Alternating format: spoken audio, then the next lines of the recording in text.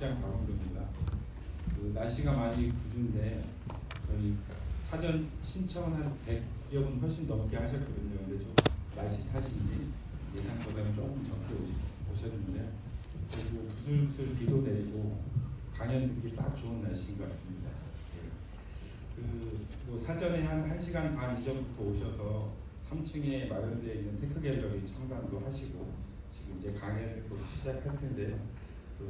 갖고 계신 휴대폰 전원은 좀 꺼주시거나 무음으로 해주시고 저희 회장님께서 오늘 특별히 참석하신 분들께 또 나가실 때 좋은 또 선물을 또 준비하셨습니다. 꼭 가실 때 받아가시기 바라고 금일 뇌과학으로 경영하라라는 제목으로 발표하실 텐데 보시는 왼쪽 현수막에도 있지만 저희 김경덕 협회장님께서는 서울대 산업공학과를 나오셨고요. IBM, 시스코, 델 등을 델 등에서 근무하셨고 현재는 SKT 엔터프라이즈 사업부장으로 근무를 하시고 저희 협회 제14대 협회 회장으로 계십니다. 그럼 우리 협회 회장님이신 김경덕 회장님을 큰 박수로 맞이해 주시기 바랍니다.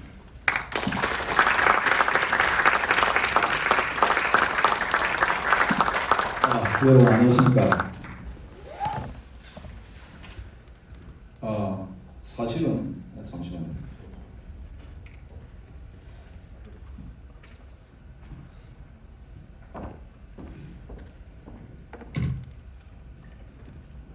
오늘 제 강의보다는 이렇게 제가 모신 이유는 좀 전에 여러분들 다 보셨죠. 저희 텍 갤러리라고도 표현하고 또는 EBC executive 브리핑 센터가 해서 우리 고객분들 모시고 저희 SK텔레콤과 SK브로드밴드가 가지고 있는 솔루션을 이렇게 전시하고 소개하는 자리입니다.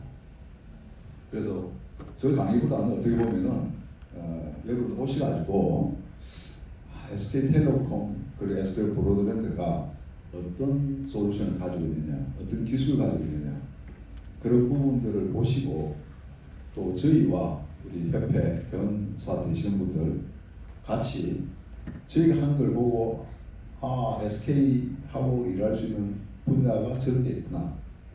그걸 좀 깨달으시는데 사실 배워볼 수 있고요. 저희도 저 같은 경우도 좀 더 많이 자주 여러분 찾아뵙고 여러분들이 지금 고민하고 계시는 또 개발하고 가지고 계시는 솔루션을 보고 서로 접목할 수 있는 그런 부분을 서로가 한번 탐색하는 그런 의미로 오늘 모셨고요. 그리고 계속해서 저희가 그런 발견하기 위해서 여러분을 방문하고 같이 커뮤니케이하고 있습니다. 그런 의미에서 오늘 좋은 기회가 되어서만 합니다. 어떻습니까?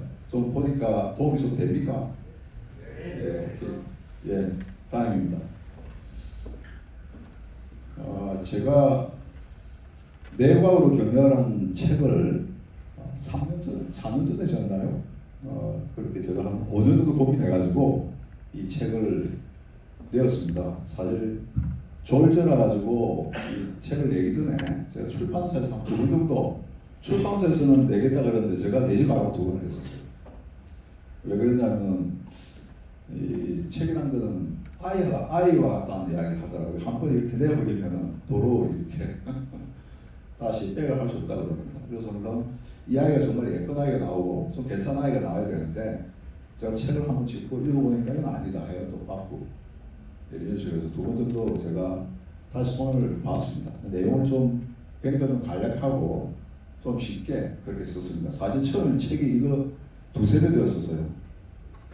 그래가지고 제가만 잘 모를 정도로 그렇게 어려워지게 되었는데 다 거두절미하고 가장 이해하기 쉽게 기업하는 입장에서 이해하기 쉬운 내용만 추려가지고 하다 보니까 내용 자체가 너무 평이 또 해버리더라고요.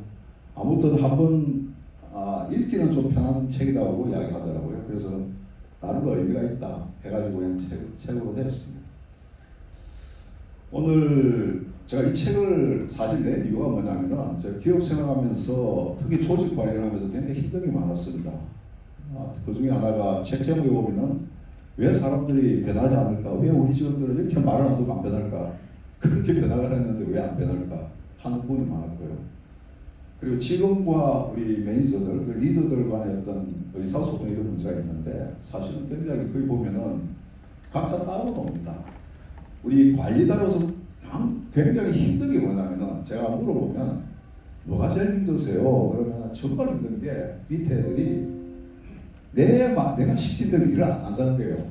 내가 이렇게 하라 그러면 해야 되는데 그렇게 하고 이상하게 딴짓을 한다든지 이런 게 가장 보기 싫고 본인이 힘들다 그런 이야기 하는 거죠.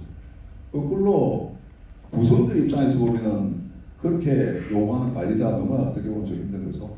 쌍방이 보면은 어떻게 보면 다른 방향을 바라보고 있는 겁니다. 그래서 오늘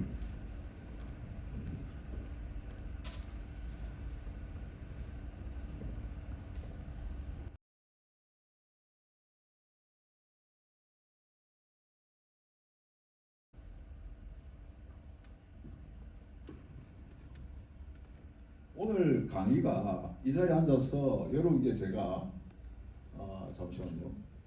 여러분께 말씀드리고 싶으면은 기본적으로 가장 중요한 게 뭐냐면은 이 사람마다 개인마다 다르다는 이야기를 많이 듣고 있죠. 계속적으로 이야기가 아마 경영 관련된 책이나 여러 가지 강연에서 이야기한 겁니다. 개인은 다르다. 개인이 틀린 게 아니고 개인은 다르다고 하는 겁니다. 근데 이게 이야기는 하는데 이 개인이 다르다는 걸 여러분들이 뼈저리 느껴야 됩니다. 왜냐하면 이게 적당하게 다르다고 할 게 아니고 정말 개인이 다르구나. 왜냐하면 다를 수밖에 없는 걸 여러분들이 알고 나서 그 다음에 우리 직원들하고 커뮤니케이션 게 맞고요. 또 우리 주위 사람과 함께 의사소통이 많습니다. 피상적으로 개인이 다르다는 내용과 실제 내과학 쪽에서는 그럴 수밖에 없다고 그럽니다. 그럴 수밖에 없는 이유가 있어요. 개인 다르다는 걸. 그럴 수밖에 없죠. 여러분 한번 보십시오. 겉모습은 보면은 여러분 같습니까? 물론 눈 두 개, 코 하나, 입 하나 뭐 똑같죠. 실제로 이 세워서 보면은 정말 틀려요. 일단 비슷한 듯 하지만 정말로 사람의 어피어런스 자체, 외모 자체만으로 많이 다릅니다. 그리고 입는 옷도 보십시오. 얼마나 다양합니까? 근데 이렇게 다양한 게 겉모습 다양한 걸 인정하면서 실제로 내면이 다양한 걸 인정 못합니다. 아까 관리자들이 정말 쉬운 게 뭐냐면 내 밑에 애들이 내가 시킨 대로 좀 하면 좋겠는데 그렇지 않는 거죠. 사실은 다른 걸 인정을 사실 안 한 겁니다.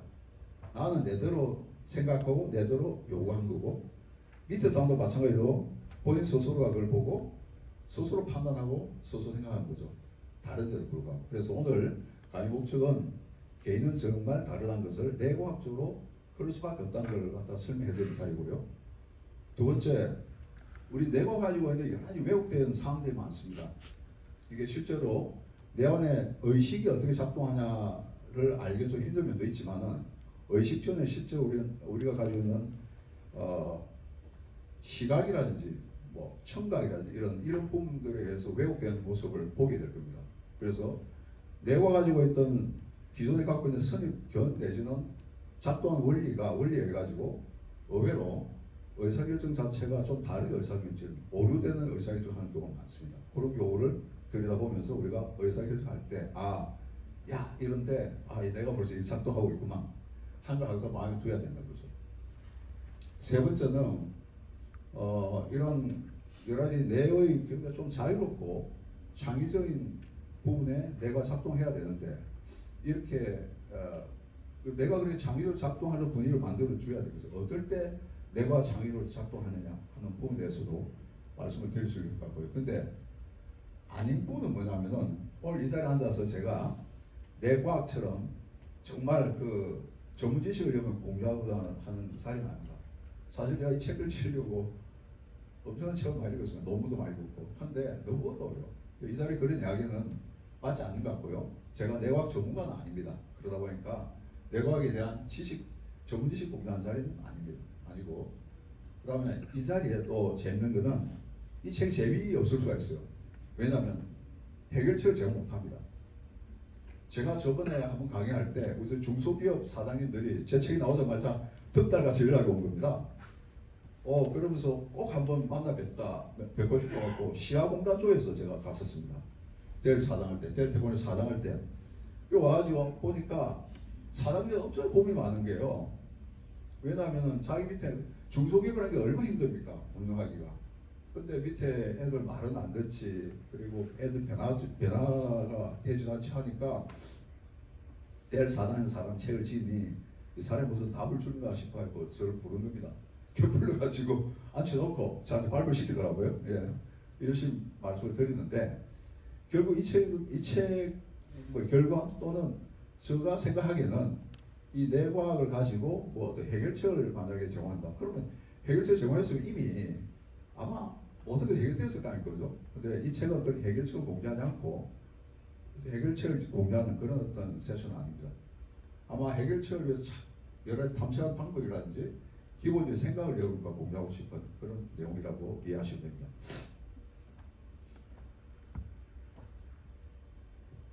이게 우리 중학교 때 보면은 뇌에 대해서 이야기 많이 했죠. 아마 중학교 교과서에 있는 내용인데 이 포유류의 상계성 뇌 모델이라는 그런 모델인데 이게 폴 맥클레인이라는 교수님이 1960년대에 이미 이야기를 했었어요. 60년대에 자기가 고안을 해가지고 야 뇌에 대해서 내가 한번 스타디 해보겠다 해가지고 이야기를 꺼냈는데 이걸 이 뇌 구조가 3단계, 뇌의 3단계 구조가 굉장히 인기 끈 게 뭐냐면 여러분도 아마 잘 아실 게 칼 세이건 박사가 계시죠. 코스모스 지으신 분이죠. 그분이 1977년에 퓰리츠 상을 받았습니다. 그게 논픽션 쪽에 칼 세이건 교수님께서 The Dragons of Eden이라고 에덴 동산의 용이라는 책에 이 이론을 언급했습니다. 그러다 보니 이게 등달아서 굉장히 유명해져 나가는 모델인데 설명은 굉장히 쉽습니다. 근데 이게 사실은 아니에요. 굉장히 많은 오류가 있는 하나의 가설일 뿐인데 간단하게 뇌에 대한 이야기를 할 때 이걸 좀 말씀드리고 시작하는 게 이야기 좀 쉬울 겁니다. 이 양반이 이야기할 때는 뇌를 발생학적으로 분석하는데 제일 먼저 뭐냐면 뇌는 1번 파충류의 뇌가 있다. 그런 거예요. 그건 뭐냐면 이미 파충류, 그 공룡 같은 파충류가 하고 있는 굉장히 본능적인 뇌, 생존을 위한 본능적인 뇌들, 생존 욕구라든지 뭐 숨쉬는 거라든지 맥박이나 호흡이나 이런 본능적인 뇌가 있다. 제일 밑에 있는 게 파충류다. 그 두 번째 뇌가 뭐냐면은 감정의 뇌다 그래요. 이게 변형계의 뇌다 또는 포유류의 뇌라 그럽니다. 그러면서 이 양반 한 이야기가 뭐냐면은 그 위에다가 본능의 뇌 위에다가 옆에 변형계라는 게 생겨가지고 거기에 이제 포유류가 가지고 있는 감정을 갖고 있는 그 뇌가 있다. 그렇게 이야기하고 마지막은 뭐냐면 이성의 뇌를 가지고 우리가 알고 있는 대뇌피질이 있는 뇌. 그리고 세 가지 층으로 나눠져 있다 이렇게 이야기합니다. 그 굉장히 설명이 쉽죠. 그렇게 설명하기 쉬우니까 아직도 많은 어떤 그 뇌과학자들이나 신경과학자 중에서 이 이야기를 많이 해요. 왜냐하면 이야기하기도 쉽고 그 다음에 발생학적으로 굉장히 발생 진화학적으로 굉장히 말이 된다네요. 왜냐하면 보시면 중간축 축 따라 쭉 올라가지고 하나 돼 있죠. 그 중에 무슨 꽃봉오리처럼 올라오면서 변형계가 생기고 변형계가 또 생기니까 아주 시각적으로 그럴듯합니다.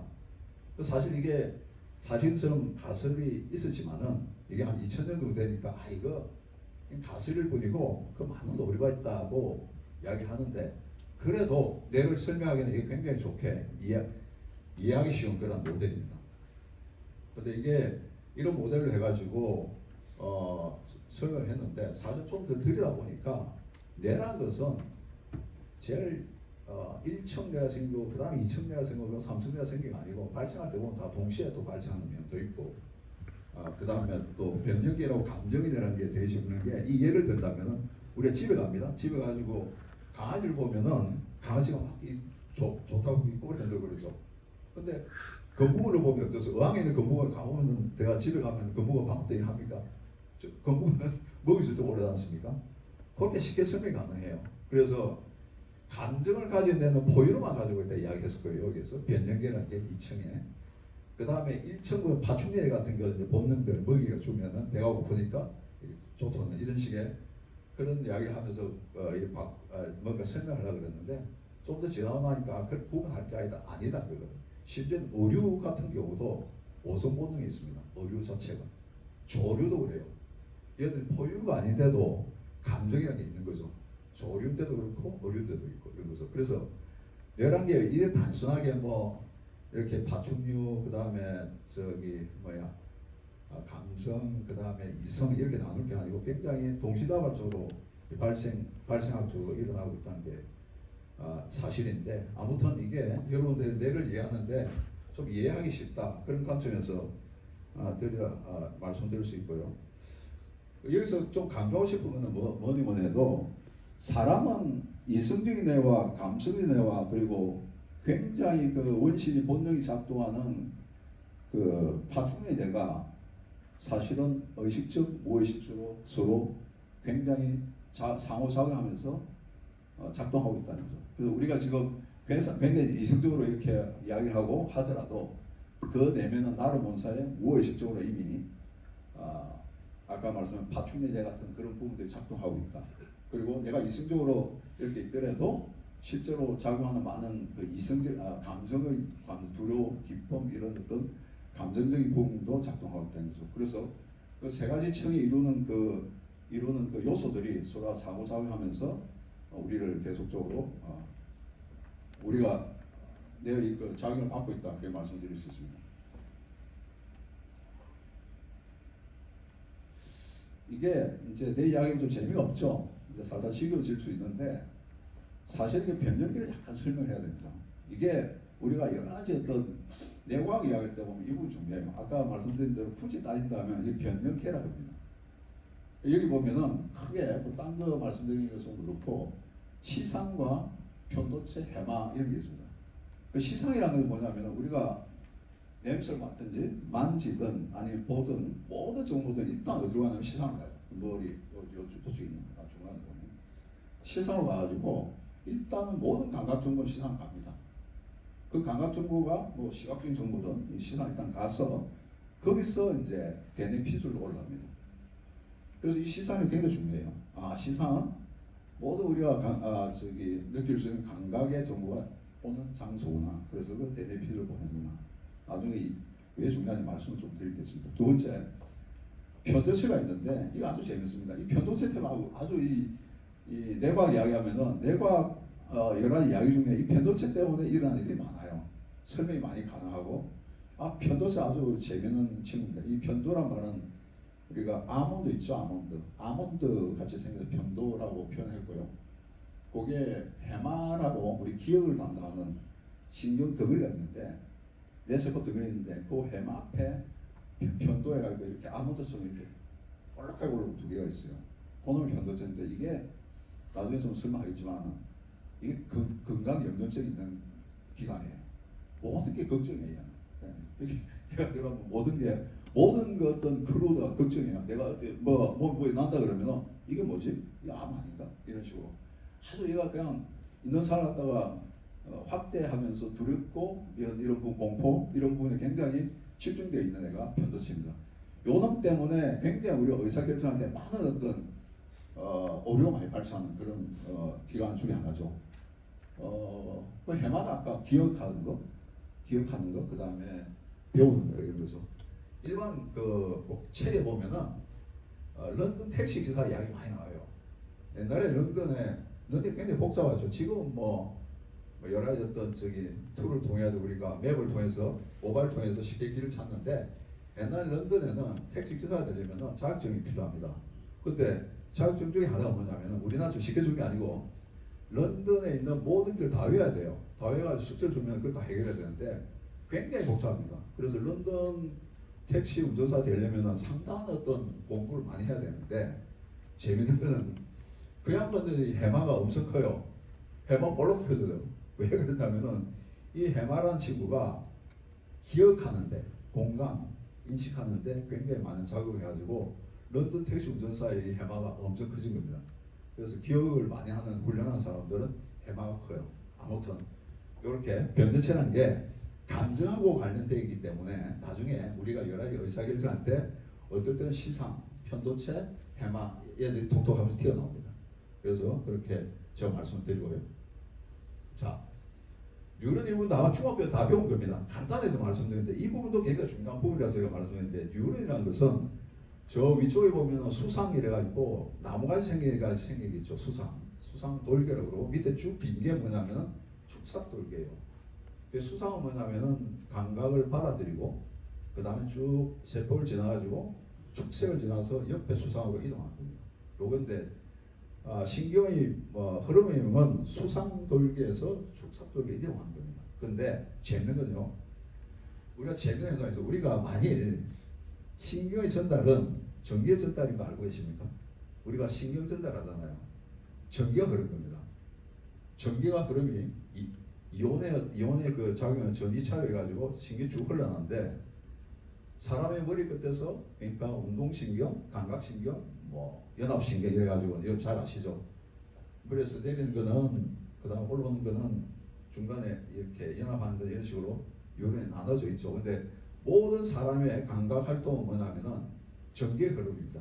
그 전기의 흐름은 화학 반응에 전기가 발생하는 건데, 재밌는, 그러면 사람이 전기가 가장 빠르게 흐르면 어떻게 해야 됩니까?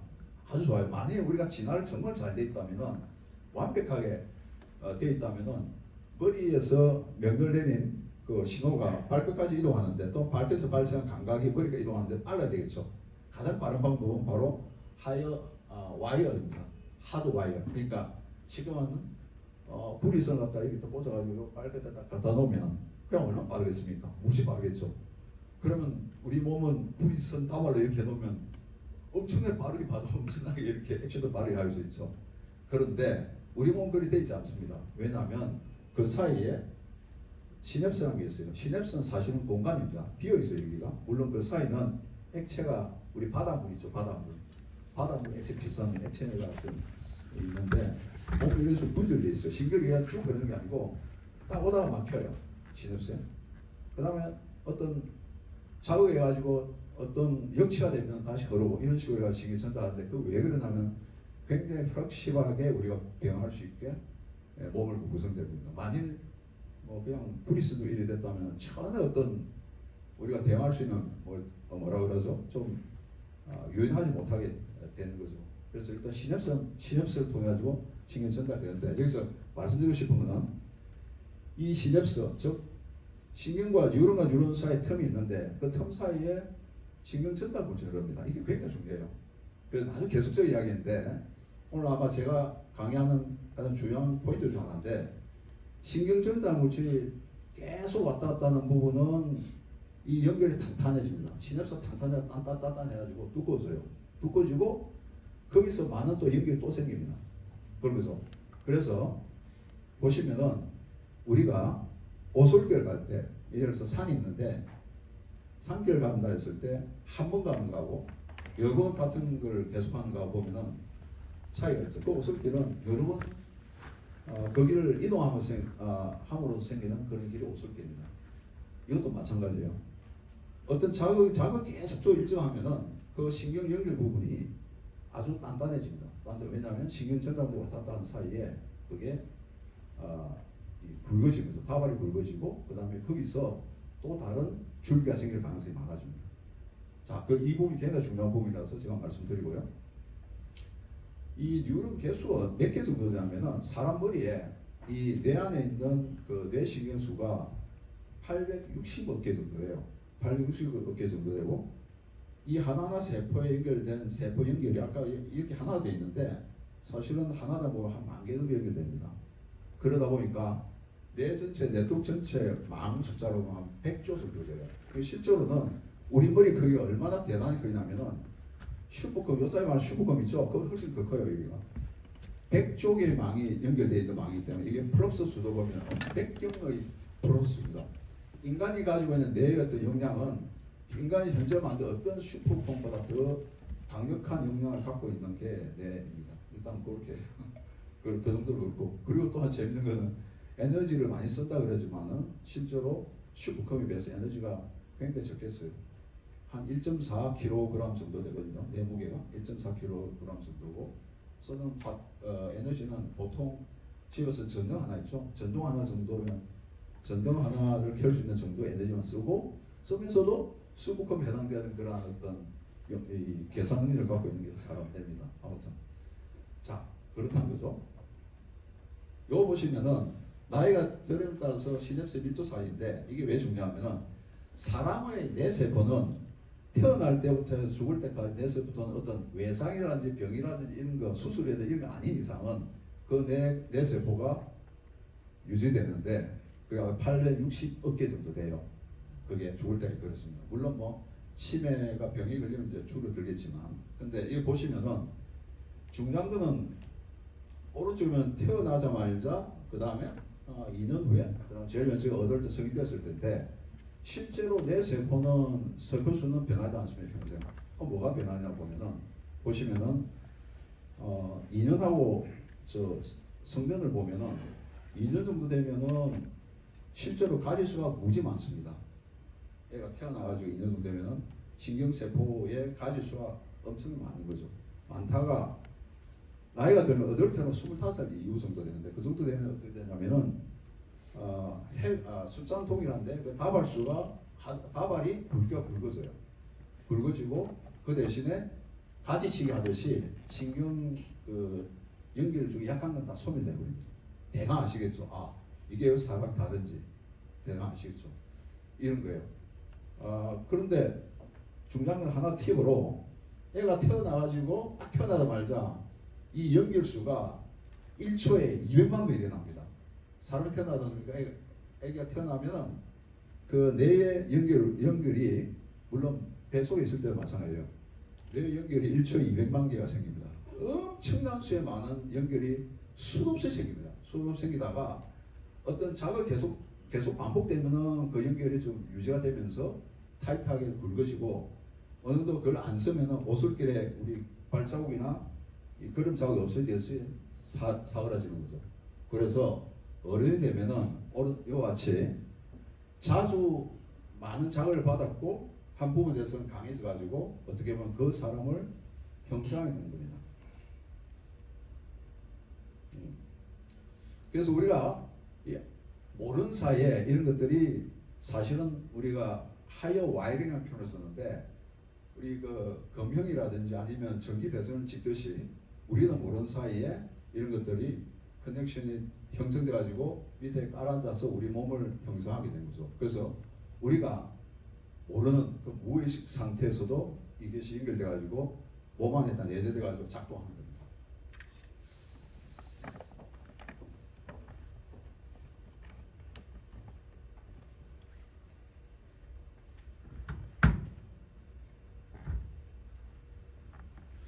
이게 기억이라는 건데요.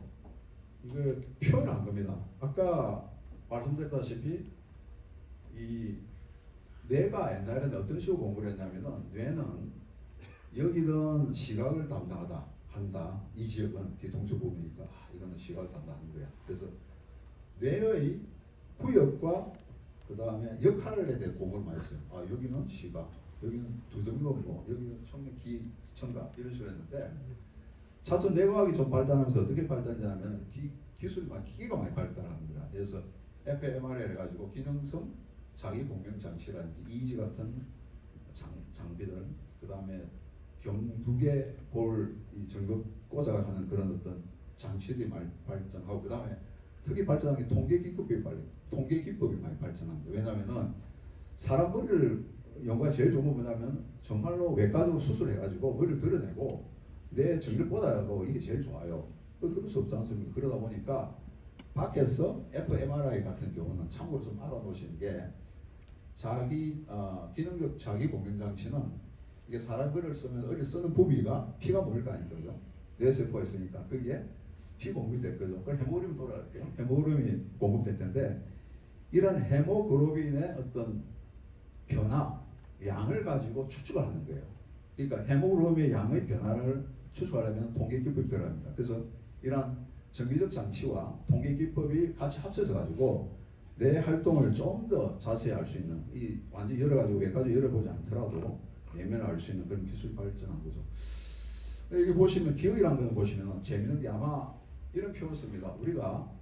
제가 바닷가에서 푸른 바닷가에서 뭐 마티니 한 잔에다 이런 상상을 할 때 제가 푸른 바다를 생각할 때 굳이 따져보면은 푸른 바다를 떠오르게 하는 연결망이 생깁니다. 그러니까 한 세번 하는 게 아니고 푸른 바다에 해당되는 그 기억을 떠올릴 때마다 아까 말씀드린 그런 배선된 회로대로 푸른 바다에 그런 그 관련된 게 활성이 돼요. 쫙 활성이 되는데 그 세포들이 빛을 보다 반짝반짝하는 것처럼 쫙 떠오르고 마틴이 들어오면 이쪽이 또 쫙 떠오르고 이런 거예요. 그러니까 한 세포가 있다면 어떨 때는 내가 푸른 바다에 관련된 기억의 패턴에 관련될 수도 있고 아니면 마티니는 내가 관련 안 될 수 있고 이런 거예요. 그래서 우리가 재밌게 만약에 빛을 표현한다면은 이렇게 사람이 기억할 때마다 빛이 요쪽에 쫙 전등처럼 켜졌다가 끄죠. 켜졌다고 이런 식의 그런 게. 그래서 이게 기억이라는 것은 아까 말씀드린 세포에 연결된 하나의 그러한 어떤 정기적 흐름이다, 패턴이다 그렇게 이해하시면 됩니다.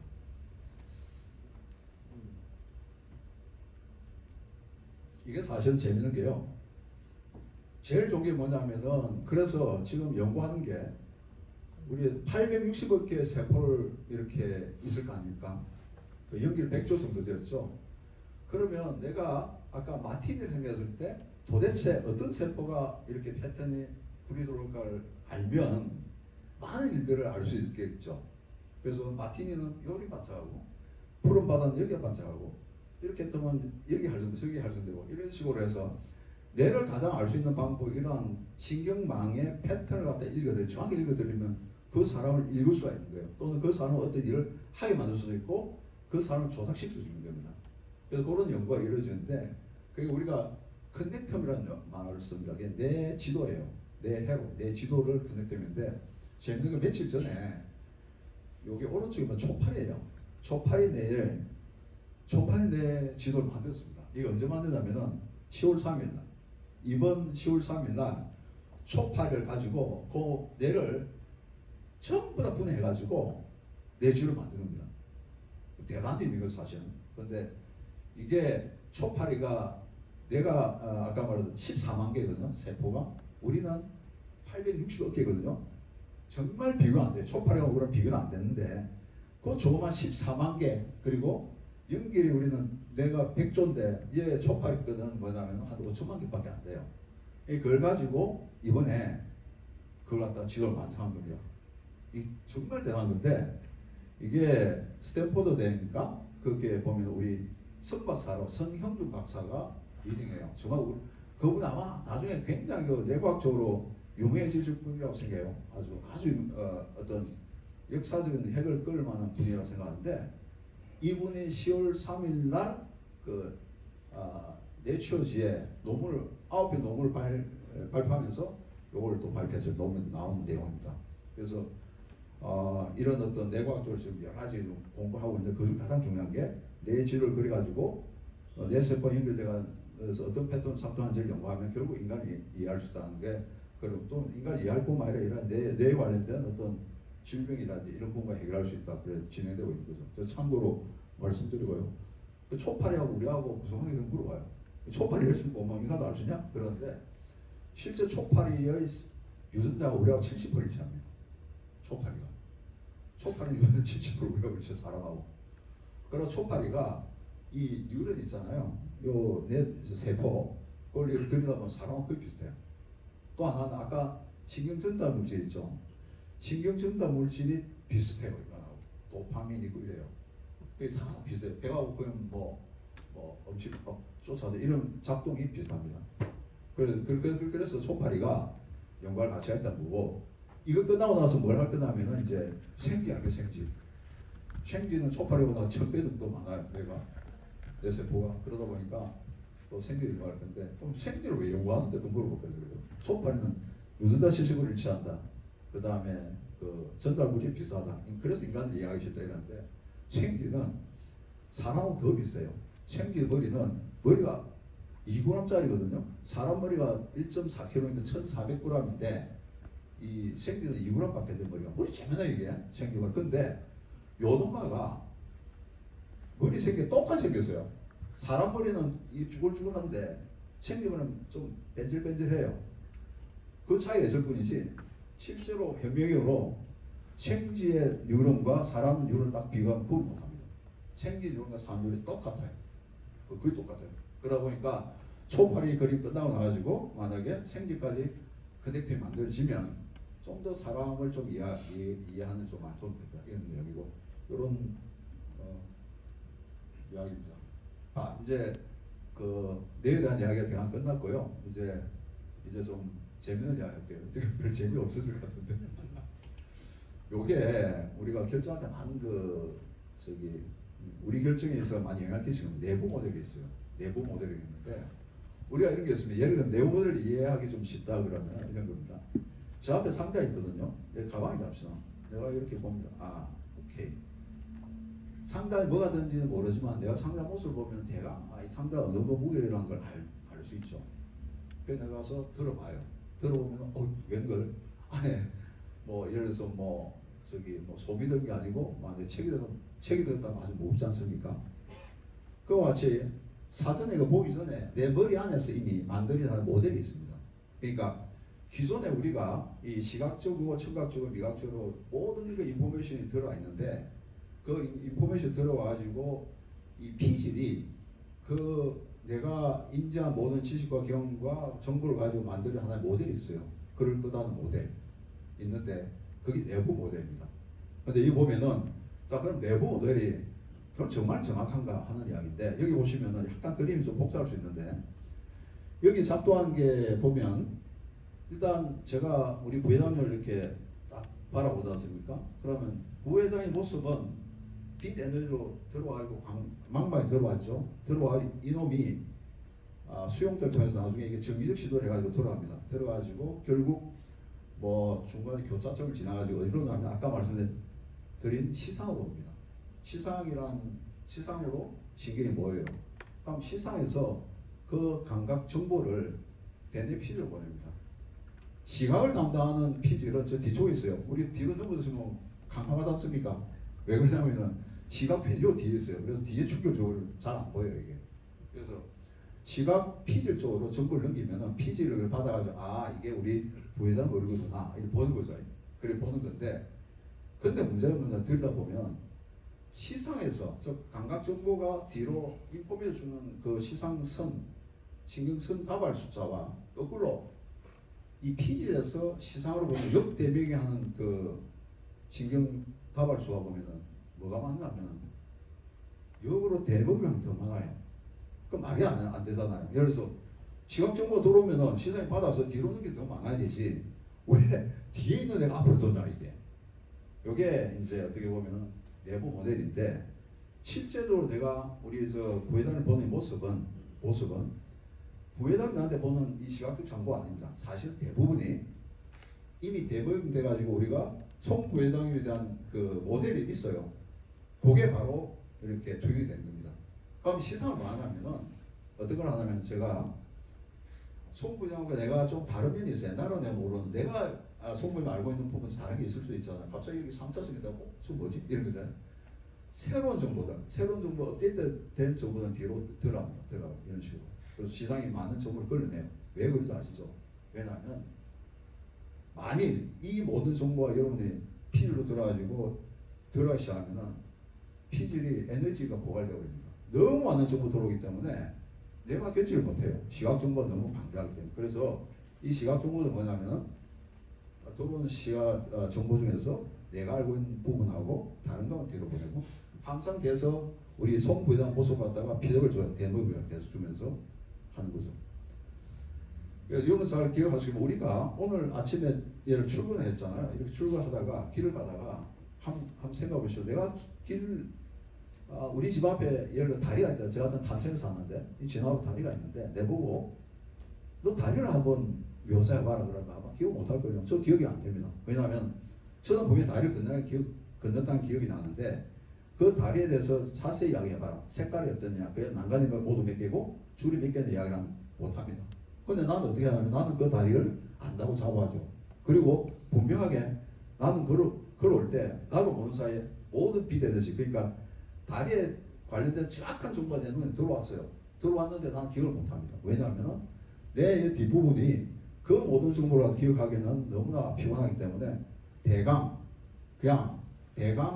아웃라인만 그리고 기억합니다. 내가 그 다리가 있었지. 오케이 맞아. 그 다리에 건너왔지. 다리의 모습이 이 정도야. 라고 정도 기억하고 만약에 더 필요하다면 내가 가가지고 다리 이렇게 보면 기억이 더 나요. 난간이 하나 둘 셋 네 개구나. 이러면 다시 업데이트 되는 겁니다. 이런 식이에요. 그리고 작동하는 겁니다.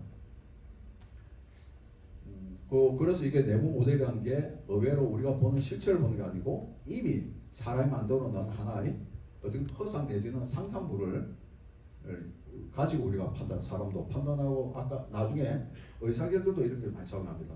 실제 본 내용은 다르게 이미 내가 만들어지는 과거의 경험이나 를 통해 가지고 이미 만든 학습이나 경험을 통해서 또 내 기대치가 만들어진 하나의 어떤 상상물이 있는데 그 상상물로 해서 판단을 많이 합니다. 그거는 그렇게 해야 되는 겁니다. 왜냐하면 그렇지 않고는 안 되는 게 많아요. 한번 보십시오. 어떻습니까? 좀 이상한 거 보이십니까? 회장님? 이상한 거 보이십니까? 맞습니다. 이 독일과 백두산이라는 내용과 우리 잘 알고 있죠. 근데 처음 읽을 때는 아마 그렇게 오류를 발견하지 못했을 겁니다. 자연이 쉽게 읽혀주죠. 나 자세히 들어보니까 틀리네 이런 거죠. 우리가 처음 읽을 때 이 예고가 구절은 이미 우리 머릿속에 갖고 있는 그대로 읊었을 뿐이고 내가 자꾸 묻고리고 이거 뭐지? 발견하면 틀릴 뿐. 이런 식으로. 그래서 이렇게 작동합니다. 우리가 알게 모르게 있는 사이에 이게 무의식적으로 뇌는 작동하고 있다는 거죠. 분명하게 아무도 여러분한테 이 에너지, 빛 정보를 여러분 눈에 거짓말 넣지 않았죠. 그래서 예를 들어서 대사하는 하나를 분명히 이렇게 보내줬는데 우리는 대한 사람을 읽힐 수 있는 거죠. 우리는 그 대한 사람을 읽고 그런 것도 했는데 자세히 보니까 아니구나 느끼는 거죠. 그렇습니다.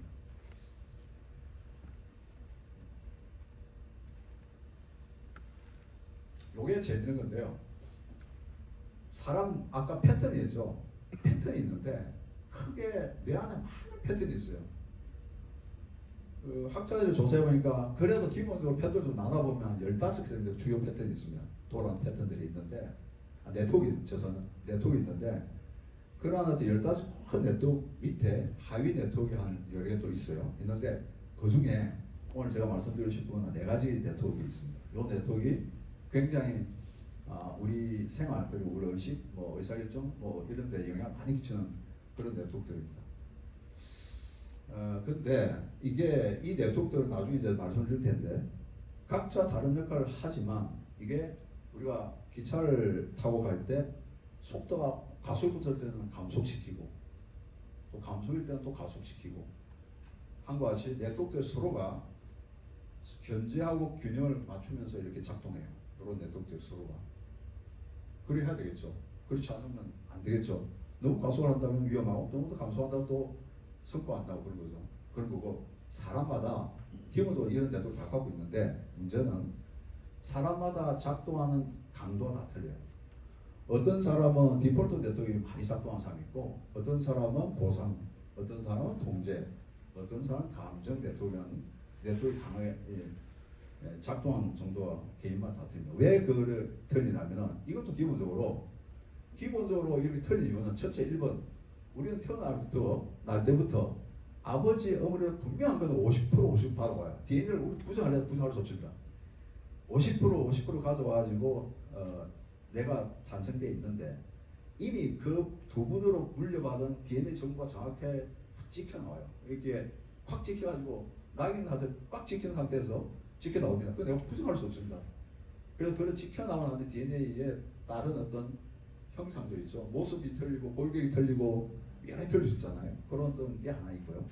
두 번째는 뭐냐면은 태어나고 나서 학습하고 생활하고 하는 과정에 또는 여러 가지 놀이를 통하든 뭐를 통하든 그런 경험치가 해가지고 아까 말씀드린 신경 네트워크망이 아까 같이 이렇게 신경이 연결되고 시냅스에 연결되고 많은 활동이 있는 데는 좀 두터워지고 그런 중에 또 새로운 연결이 생기고 이런 과정이 생겼는데 거기에 따라 가지고 또 바뀌는 겁니다. 그래서 나란 사람, 개인이 발생한 거죠. 한번 보십시오. 아마 두 사람이 굉장히 비슷한 환경 속에서도 많은 다른 모습이 있을 수도 있고 여러 가지 있는데 보면은 기본적으로 DNA를 타고난 부분들 그리고 각 개인이 겪게 되는 이런 문화적, 교육적 이런 환경이 다 틀리기 때문에 이런 어떤 신경 발달들이 다 다르게 형성되어 있습니다. 그러다 보니 요 4가지도 보면은 각자에 따라서 다르게 다 작동합니다. 절대 사람은 같을 수가 없어요. 같을 수 없다는 걸 말씀드리고 싶습니다. 오케이. 디폴트 네트워크 한번 해볼까요? 디폴트 네트워크는 뭐냐면은 이게 재밌는 게 이 유레카라고 옛날에 그 뭐죠? 그리스 시대입니까? 그 왕관이 진짜 금이 아니다를 차단을 해가지고 나중에 어디서 그걸 갖다 발견하죠? 목욕하다가 그죠? 유레카하면서 뛰어나오죠. 거의 뭐 그게 사실은 그런 기록은 없어요. 기록은 없는데 사실 역사적 기록은 아닙니다. 아무튼 예를 들면 그럴 거예요. 이 디폴트 네트워크라는 거는 이 언제 작동하냐면은 일 안 한대. 그 일 안 하고 정말 루즈한 데서 쉴 때 작동하는 네트워크인데, 그럼 이 뇌는 뭘 하냐면은 이 동안에 밖에 자극을 처리를 별로 안 해요. 그럼 뭐 여러 가지 자극을 처리 안 하고 뭘 하는 그 시간에 자기는 이 쉴 때는 어쩌냐면은 뭐 예를 들어서 뭐 이메일도 안 기다리고 이러거든. 쉬고 있을 때. 그리 되면 이 친구는 이때까지 한 이 내 안에 들어있는 기억이나 이런 걸 재정리합니다.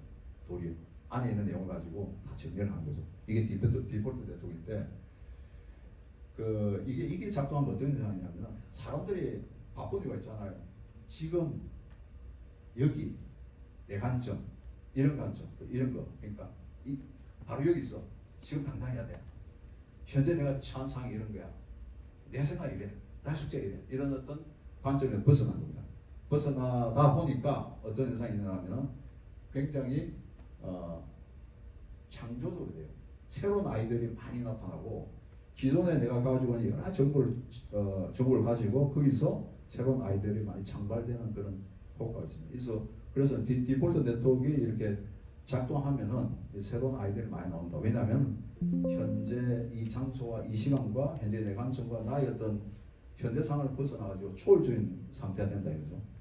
그런 상태이기 때문에 여러 가지 어떤 독창적 아이들이 많이 나올 수 있다 이런 거고. 그래서 여러분들 이게 여러 팀, R&D 팀 같은 경우는 이런 부분 좀 많이 필요하겠죠. 좀 더 자유로운 시간을 줘야 되고, 그죠? 좀 더 뭐 이렇게 뭐 업무나 이런 거로 이렇게 압박하는 것보다는 좀 편하게 쉬면서 이런 과정에 있어가지고 좋은 아이들이 많이 나올 수 있다. 이 보상 네트워크인데, 이 즐거운 자격이 있으면 활성화돼요. 뭐 또 별로 즐겁지 않은 일은 좀 활성화되지 않는 그런 거죠. 근데 이게 사실은 기쁘다, 즐겁다 하는 내용이 뭐 기분만 좋다는 게 아니고 원래는 타고난 건 뭐냐면 우리가 생존하는데, 그리고 재생산하는데, 자손을 늘리는데, 이런 데에서 높이기 위해서 노력을 기울여하는 상황에서 작동하는 그런 시스템이에요. 그래서 또 재밌는 건 여러분들이 또 조직에 쓸 만한 내용은 이 내용은 뭐냐면은 예를 들어서 보상 시스템이 개인마다 틀려요. 뭐 이 적절한 예가 될지 어떨지 모르지만 골프를 예를 한번 들어볼게요. 적절한 예가 아닐 수는 있는데, 어떤 사람은 골프가 좋아요. 왜냐면 고객하고 가는 주말에 골프 쳐. 너무 좋은 거야. 왜냐면 자기 너무 골프 좋아하니까. 그렇게 골프를 안 하면 보상이 될 수 있는데, 어떤 사람은 골프가 너무 싫은 거예요. 골프를 안 좋아하는데 거기다가 또 사람까지 만나면서 하루 종일 있다는 게 얼마나 괴롭습니까? 좀 그런 식이에요. 그래서 보상도 보면요 차이가 많이 납니다. 그래서 우리가 크게 오해하는 게 뭐냐면은 내가 이걸 좀 쟤 다 좋아하겠지 생각하는 착각이에요. 그거 많은 착각을 이루고 있는데 그렇지 않은 경우가 많고, 또 하나는 보상이 우리가 이야기하면 뭐가 제일 좋나 그러면은 뭐 리워드 중에 캐시, 돈으로 중에 제일 좋습니다. 휴가 중에 이런 식으로 우리가 말하는 1차적인 어떤 보상 이야기하죠. 근데 여러분 보십시오. 실제로 조직 공부를 하다 보면 이 보상은 1차적인 어떤 욕구를 충족시키는 것도 보상이지만 실제로 그렇지 않은 경우가 많아요. 아주 재밌는 거는 정말로 배움의 기회를 주는 것도 보상입니다. 어떤 회사가 어떤 배움의 기회를 준다. 그것도 큰 보상이에요. 그럼 또 하나가 뭐냐면 조직 자체가 굉장히 공평한 조직이다.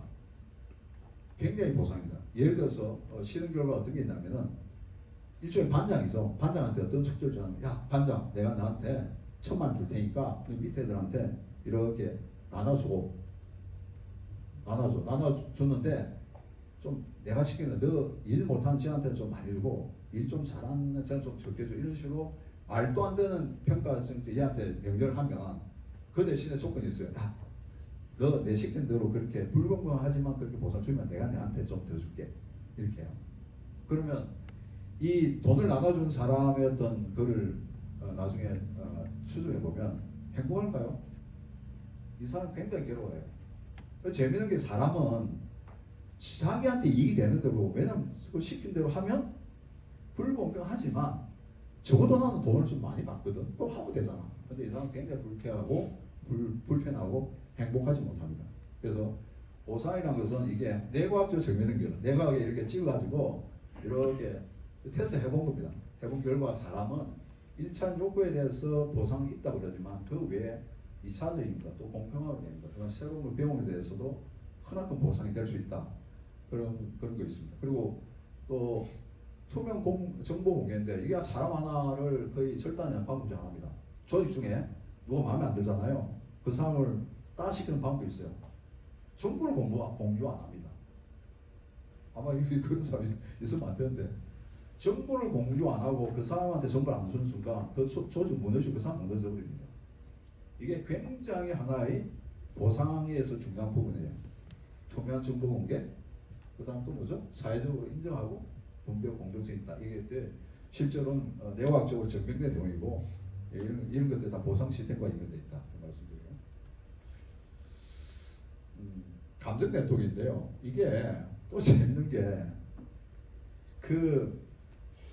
투자를 갖다가 원숭이하고 하는 것도 있으면 그 얘는 좀 아닌 것 같고 실제로 오랫동안 사업을 한 분들, 우리 회장님 같은 분들 한 37년 하시다 그러니까 어떤 의사결정할 때 보면은 굉장히 빠르게 하세요. 직감으로. 근데 어떤 사람은 그걸 가지고 이리 세고 저리 세고 이리 분석하고 저리 세고 하면서 막 이렇게 한 언론 안 하고 그 다음에 우리 회장님 같은 분이 딱 보고 기다 아니다 하는 거하고 한글로 보면 누가 더 받을 수 있을까요? 더 높을까요? 한글? 적어도 이런 말을 못하죠. 직감을 한 게 더 나쁘다는 이야기 못합니다. 직감한 게 더 좋다는 이야기도 말하기 좀 그렇지만 적어도 직감으로 했는데 더 나쁘다는 이야기 못하는 게 뭐냐면 많이 겪어보실 때 정말 직감해가지고 성공을 많이 해요. 그래서 이 직감을 여러분들이 좀 무시를 하지 말라는 내용입니다. 근데 또 직감에 너무 의존을 하지 마세요. 근데 직감에 있어요. 예를 들어서 어떤 디자인을 할 때 뭔가 좀 그림자가 있어요. 그거 무시하면 안 됩니다. 왜냐하면 사람 직감은 미신적인 어떤 그런 내용이 아니고 그런 내용입니다. 이게 직감이라는 거는 아까 편도체 이야기했는데 어떤 게 있냐면은 이게 차가 갑자기 확 지나가잖아요. 깜짝 놀랐잖아. 그러면 신체적으로 발생한 경우는 갑자기 놀라죠. 호흡이 가빠지죠. 맥박이 뛰고 그 다음에 혈압이 오르죠. 막 손이 식은땀이 나죠. 이런 것들이 무의식적으로 이게 딱 그 태그가 됩니다. 그래가지고 그게 아까 해마란 부분에서 저장이 되고 그런 것들이 편도체로 저장이 돼요. 그놈이 데네피즈라고 다 하면서 이런 걸 갖다 딱 기억해놔요. 기억해놨다가 또 차가 갑자기 차가 지나간다 했는데 뭐 비슷하게 지나가면 또 깜짝 놀라다니. 차가 안 지나갔는데도 또 깜짝 놀라지 않습니까? 그건 뭐냐면 이 직감이라는 것은 미신적으로 발생한 게 아니고 실제로 일어난 일들이 생체적으로 체험된 거예요. 생체화된 거예요. 생체화돼가지고 실제 신체적 변화, 신체적인 반응과 그 다음 어떤 결과 이런 것들이 합쳐져 있고 무의식적으로 숨어 있는 겁니다.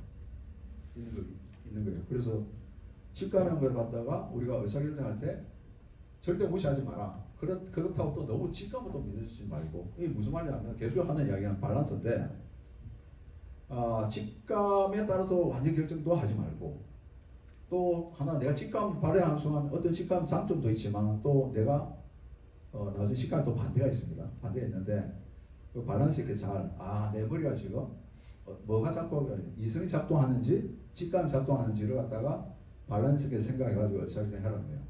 이 말하면 이게 무슨 말이야 그럴 텐데 사실 그렇습니다. 좀 한번 가볼까요? 다음 페이지.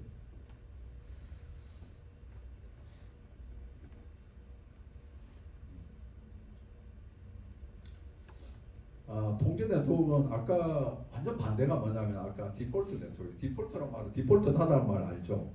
디폴트 나다는 말은 거의 뭐 통제 불능되어 있고 망하다 뭐 정지하다 이런 상태거든요.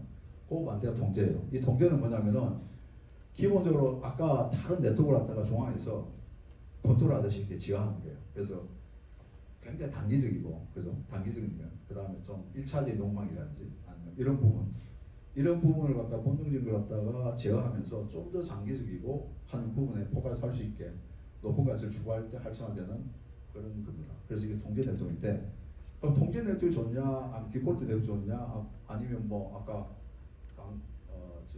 강감 네트워크인가 그게 좋냐, 감성 네트워크 좋냐 이러는데 말씀드렸다시피 요 네 개는 서로가 밸런스가 왔다 갔다 해야 돼요. 너무 통제 네트워크 작동하는 시스템이 많이 작동하면은 그 사람 뭐가 좀 부족할까요? 그 사람은 기본적으로 이 플렉시빌리티가 부족하고 독창력이 많이 부족합니다. 그리고 독창력이 너무나 많은 디폴트 네트워크 주로 작용하는 사람들은 이 통제가 안 되는 거죠. 그와 같은 게. 그래서 사람마다 이런 네트워크가 다르게 작용하고 있다. 그리고 서로가 균형을 갖추고 있다. 균형과 견제를 갖추고 있다. 그런 걸 말씀드릴 수 있습니다. 약간 이제 이러면 좀 약간 지루해지는데 요거는 뭐 자세한 이야기는 그렇고요. 요거는 어떤 식으로 이야기하냐면은 어떤 질문을 해요. 이렇게 머리에 씌우고 이렇게 질문합니다. FMR이라 그러니까 자기 공명상태에 넣어가지고 이제 질문한 게 예를 들어서 좀 더 수학적인 질문하고 좀 기계적인 질문을 하고 이러면은 기계적인 질문할 때 뭐가 이렇다면서 불이 팍 들어와요. 활성화돼요. 활성화되는 부위가 있어요. 아, 저 사람은 기본적으로 기계 이야기, 수학 이야기 이런 이야기에 반을 좀 잘하는구나. 이렇게 해가지고 분석한 결과인데 보시면 근데 이게 어디와 연결되냐면은 사람이 가지고 있는 호르몬하고 많이 일치하는데 사람은 호르몬의 어떤 수치가 많이 틀려요. 어떤 사람은 여기 도파민이나 이런 데 많이 그 호르몬이 많이 나온 사람이 있고 어떤 사람은 세로토닌, 어떤 사람은 테스토스테론, 어떤 사람은 에스트론 같이 호르몬들이 지배하는 호르몬이 많이 틀립니다. 그게 있는데 호르몬을 또 비교를 해봐요. 그래서 사람의 성격과 기질은 이런 호르몬 시스템하고 또 연결되어 있어요. 아까 신경 네트워크 시스템, 신경만 시스템도 있지만 또 호르몬하고 연결되어 있다고. 제가 계속적으로 말씀드리고 싶은 것은 이와 같이 사람은 다르다. 그 말씀드린 거죠. 이와 같이 사람은 다른 거고 그래서 여러분들이 사람을 이해할 때 이 친구는 네트워크 중에 신경망 중에 뭐가 좀 많이 작동하는 친구군 뭐 이렇게 생각할 수도 있고 또 이 친구는 호르몬이 주로 뭐 지배적인 호르몬이 이런 게 지배적인 구조 호르몬이어서 성격이 이룰 수 있겠네 하는 생각을 하면 됩니다.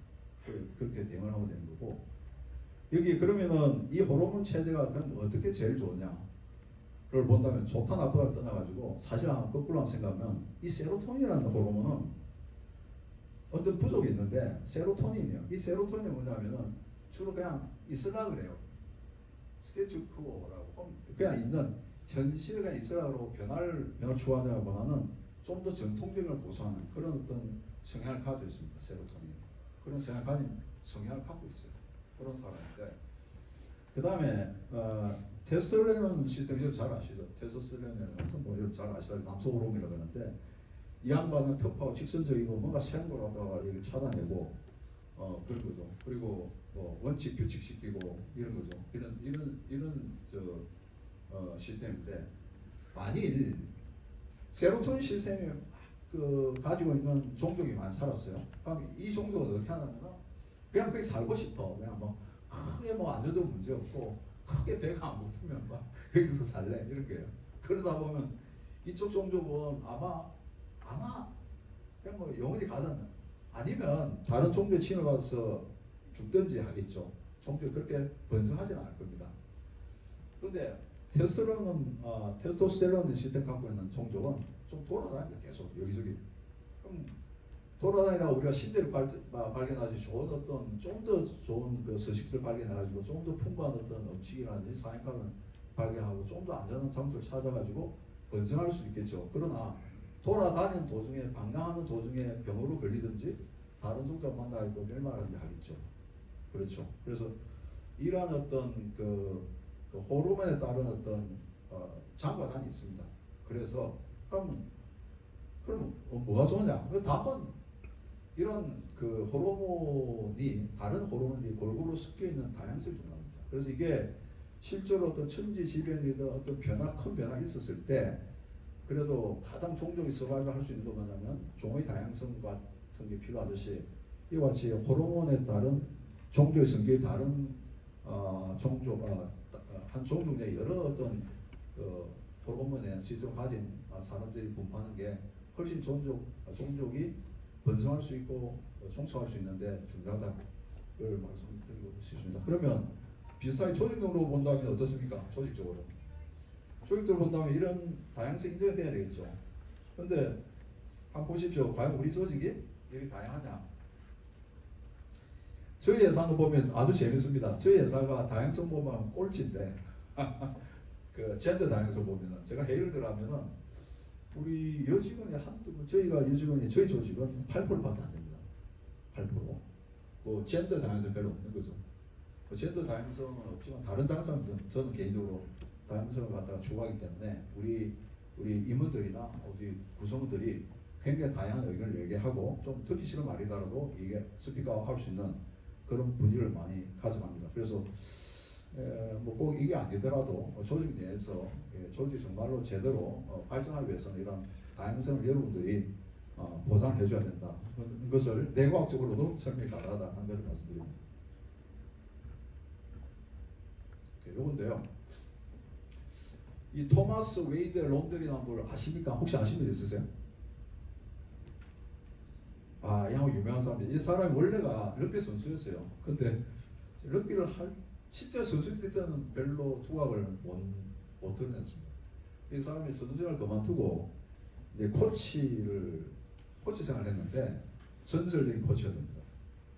그러니까 내셔널 풋볼 리그 미국의 NFL에 그 팀이 그 달라스 카우보이 팀이에요. 그래서 코치인데 이 양반 29년 동안 코치 생활을 했어요. 1966년부터 1966에서 85년까지인가 29년 동안 그 코치 생활을 했는데 20성 시즌 우승합니다. 그 전설적인 사람이에요. 그만큼 뛰어난 그 미식축구 코치인데 이 양반이 선수들을 훈련시키는 방법이 좀 남달랐어요. 이 양반은 어떻게 선수들을 훈련시키냐면 보통 그 우리 축구도 뭐 운동할 때 보면 이 좀 잘못하는 거 있잖아요. 그래서 뭐 공을 놓쳤다든지 뭐 실수한 부분을 많이 지적하죠. 그러면서 하는 이야기가 공 캐치가 미술관은 공을 던지고 캐치한 게 있는데 그 캐치가 좀 잘 못되니까는 캐치 연습 좀 하라 해가지고 열심히 캐치 연습을 시키죠. 못한 부분을 잘하러 가는 건데 이 한번 거꾸로 했어요.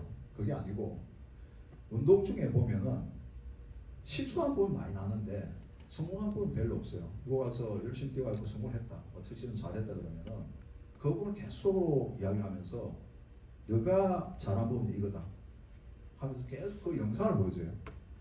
실수한 걸 보여주면서 코치하는 게 아니고 잘한 부분을 계속 보여주면서 너가 잘한 게 이러니까 계속 발전시키더라고. 이런 식으로 훈련시킵니다. 여기 보면은 이게 신경과가 좀 다 있는 게 여기 보시면 신경과 교수 조셉 드루라는 분인데 이분이 하는 이야기가 아까 신경세포 이렇게 연결되는 거 있잖아요. 그 연결되는 것이 어느 날 갑자기 막 가지가 생기는 이런 게 아니고 실제적으로 뭐냐면 이 기존 가지가 있는 데서 또 가지가 생기는 거예요. 그런 거예요. 그건 무슨 말이냐면 잘하는 부분 신경 연결해서 또 잘하는 게 연결될 수 있다는 부분입니다. 그래서 이 뒤에 보면 또 러닝의 또 정의도 보면은 사실은 배운다는 자체가 아까 또 독창된 아이디어 나올 때 보면 아이디어들이 어느 날 갑자기 생긴 게 아니에요. 아이디어들은 내가 수많은 지식과 경험과 많은 걸 가지고 있는 상태에서 나오는 거예요. 갑자기 어느 날 창조하는 건 아니거든요. 그 새로운 아이디어라는 거는 내가 가지고 있는 지식과 경험 하에서 그 다음 나오는 거예요. 그래서 무에서 창조되는 거 아니다 이거죠. 그 마찬가지예요. 그래서 사람을 훈련시키고 할 때도 보면은 역시 잘한 걸 좀 더 잘할 수 있게 해주는 그런 부분들이 훨씬 쉽다. 그런 걸 말씀드리고 이 부분은 우리가 이기는 경기를 반복하는 거라고 계속 주장해요. 그럼 계속 이기는 부분, 이거 지는 부분, 실수한 부분이 아니고. 이것도 사람을 바꿀 수 있나요? 근데 재미는 이런 이야기하면 잠깐 실례되는데 해도 되겠죠. 옛날에 강남에 제비들이 말이죠 있는데 사모님들이 이 제비를 계속 상이는 거예요. 주위 사람들이 야, 저 왜 상이야? 저는 제비야. 언제 당신 당할 줄 몰라. 그래서 사모님 뭐라는 줄 아세요? 내가 저 인간 만들어 놓고 볼 거야. 그런데 그 사모님도 이 제비를 내가 인간 만들 수 있다고 믿는 거예요. 아니 그게 될까요? 강남 제비가 이겼어요? 아니면 사모님이 이겼어요? 강남 제비가 보통 이기죠. 내의 가소성 이야기가 뭐냐면은, 가소성이란 말은 어떤 힘을 가해가지고, 진흙 같은 건 그 얘인데, 어떤 형태의 진흙이 있는데 이걸 힘을 줬어요. 그러면 형태 변하죠. 손을 놔요. 그러면 다시 붕스트 올라오는 게 아니고 형태가 그대로 유지되는 거죠. 그러니까 다시 눌리면 힘을 가하면 또 변하죠. 이게 가소성입니다. 가소 반대가 뭐죠? 탄소인가? 뭐 있는데 제가 기공을 하면서 알았는데 까먹었네. 아무튼 내의 가소성이란 말은 뭐냐면, 여지까지는 옛날 사람들은 사람의 뇌는 태어날 때부터 딱 정해가지고 절대 변하지 않는다고 이야기했습니다. 절대 뇌는 변하지 않는다. 그래서 태어날 때부터 이렇게 형성된 격은 끝까지 간다. 그 이야기했는데, 이 뇌의 가소성 이야기 나오니까 많은 사람 희망을 준 거예요. 아니더라. 알고 보니까 뇌는 25살 어덜트 성인 되기 전까지 뇌도 계속 변화를 하고 25살 이후에부터도 또 변한다. 그래서 뇌 신경 그 연결이 계속 변하니까 사람의 변화의 가능성이 있다. 그래서 사람을 바꿀 수 있다. 이렇게 이야기를 해요. 그게 뇌의 가소성 때문에 그래요. 예전에는 안 그랬는데. 그러면 사람들이 많이 기뻐하죠. 야, 드디어 인간 개조 되는구나 해가지고 한때 여러분 아실 거예요. 특히 일본 애들이 뇌혁명이라는 책을 엄청 많이 나왔습니다. 아시죠? 아마 언제 이야기는 그게 한 20년, 30년 됐나요? 책에 가보면은 일본 책 그대로 번역하니까 뇌혁명 해가지고 뇌를 어떤 식으로 막 엄청나게 발전시킬 수 있다고 하고, 뭐 사람의 현재 뇌는 뭐 전체 뇌 10%밖에 안 쓴다고 저기서 만약에 이게 뭐 20%만 되더라도 뭐 2배, 3배 올라간다 이런 이야기 있지 않습니까? 이 뇌 가소성 때문에 그런 건데, 현재 지금까지 알려진 바로는 뇌 가소성 맞다. 뇌는 가소성이 있다. 뇌는 26살, 5살 이후도 쭉 뇌의 변화를 줄 수가 있다고 합니다. 그게 사실이고, 그런데 문제가 뭐냐면 얼마나 변할까요? 보면은 거의 변화가 없어요. 많이 변하지 않습니다. 많이 변하지 않습니다. 이게 아까 그 신경세포 연결 보셨죠? 거기에 25살부터 타이트하게 변하죠. 그 놈을 다시 또 타이트하게 만드는 게 얼마나 힘들겠습니까? 변화는 줄 수 있죠. 그러나 잘 안 변합니다. 여러분들이 밑에 직원들이나 이를 리딩할 때 어느 정도는 변화를 하라고 할 수 있어요. 근데 너무 기대하지 마세요. 그게 안 변합니다. 이거 나이 들면 들수록 제가 스스로 깨달아요. 제가 안 변해요. 저 스스로 봐가지고 제 젊었을 모습과 지금 모습과 보면은 도리어 제가 더 도태된다는 느낌 들 정도로 좀 융통성도 없어지고 자꾸 꼰대가 되어갑니다. 그러니까 사람 변할 수 있지만 그렇게 큰 변화는 기대하기 힘들다. 네, 말씀드리고 싶습니다. 이것도 이제 그냥 재밌는 이야기예요. 한 뇌를 보십시오. 아까 얘기한 대로 제가 우리 또 부회장을 보고 있습니다. 뇌는 볼 수 없습니다. 뇌는 이 안에 다 갇혀 있죠. 캄캄해요. 아무것도 없는 세상이에요. 정말로 캄캄한 세상에 뇌는 우리가 유 회장님을 보고 있는데, 얘는 어떻게 보냐면은 아까 말씀드린 대로 빛 에너지든 뭐 후각이든 미각이든 청각이든 이런 부분들을 수용 통해서 내려온 정적 신호를 가지고 내가 머리에서 만드는 상상의 산물이에요. 지금 모습은 내가 보는 게 아니고 내가 만들어낸 하나의 정말로 정기적 에너지를 갖다가 가지고 만든 내 상상의 산물이라 그런 거고요. 또 하나는 실제적 모습이 아닌 건 말씀드렸는데 정말 계획만이 틀려요. 저는 여기에 제가 손에 또 볼게요. 이걸 보는데, 아니면 회장님 볼까요? 회장님 보는데 내가 회장님 본 이 모습이 정말 송 부회장님이 우리 이 회장님 보는 모습과 똑같을까? 아무도 몰라요. 이렇게 보일까? 송 부회장도 아무도 몰라요. 정말 그래서 사물을 인식하는 것도 다 틀려요. 다 틀리고 동일하지 않습니다. 요거 한번 보세요. 이거 여러분 많이 봤죠? 내가 좀 설명해 드릴게요. 이게 뭐냐면은 체크무늬 있죠? 그림자에 대한 착각이 있는데 이거 재밌어요. 보시면 요 위에 보면 A가 있고, 그죠? 저 위에 보이십니까? 밑에 B가 있죠? 어느 게 색깔이 밝나요? 있는 그대로 이야기했어요. B가 밝죠. 근데 실제로 이렇게 가림을 하면은 A, B가 동일해요.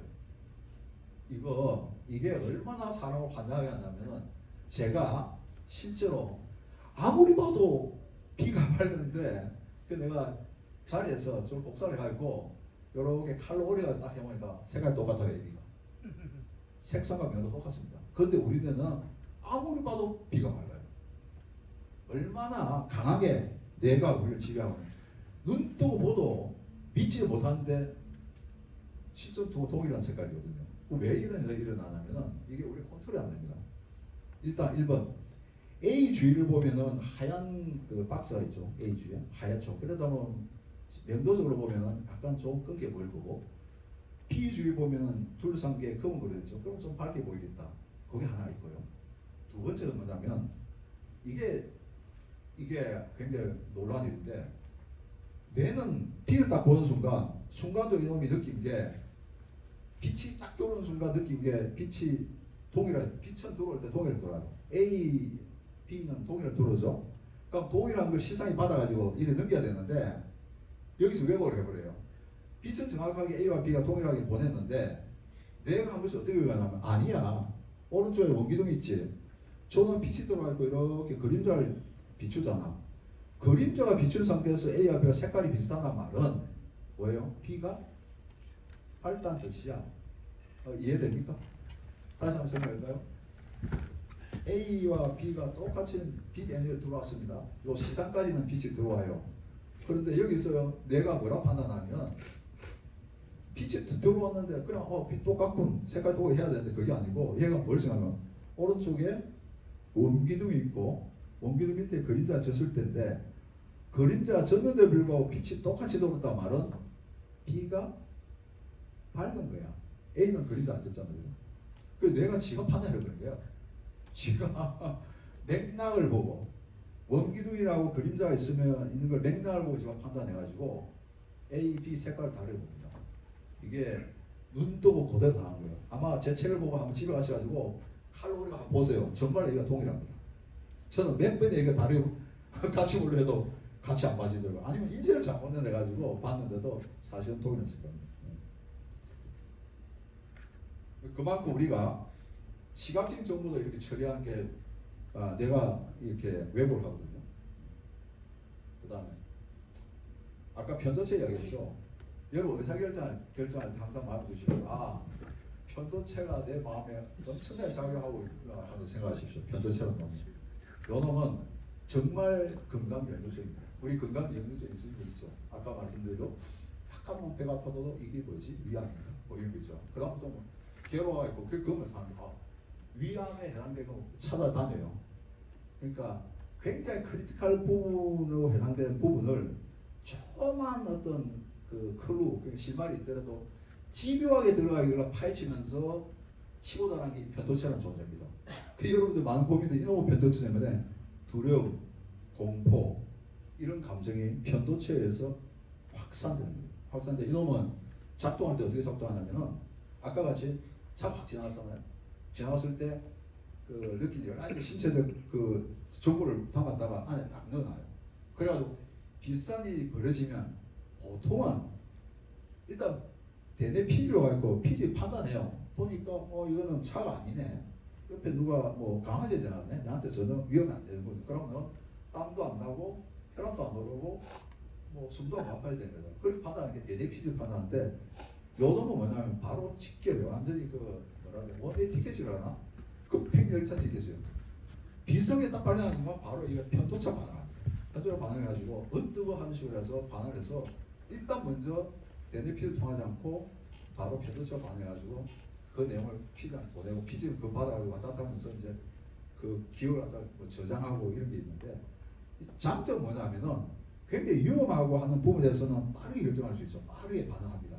생명이 위험하다든지 이런 부분에 대해서 특히 공포 굉장히 위험한 상황에 우리가 처했을 때 예를 들어서 옛날에 같은 경우는 원시들이 뭐 돌판에서 사달만다든지 이럴 때는 편도체가 작용해가지고 무조건 뛰든지 판단도 안 해요.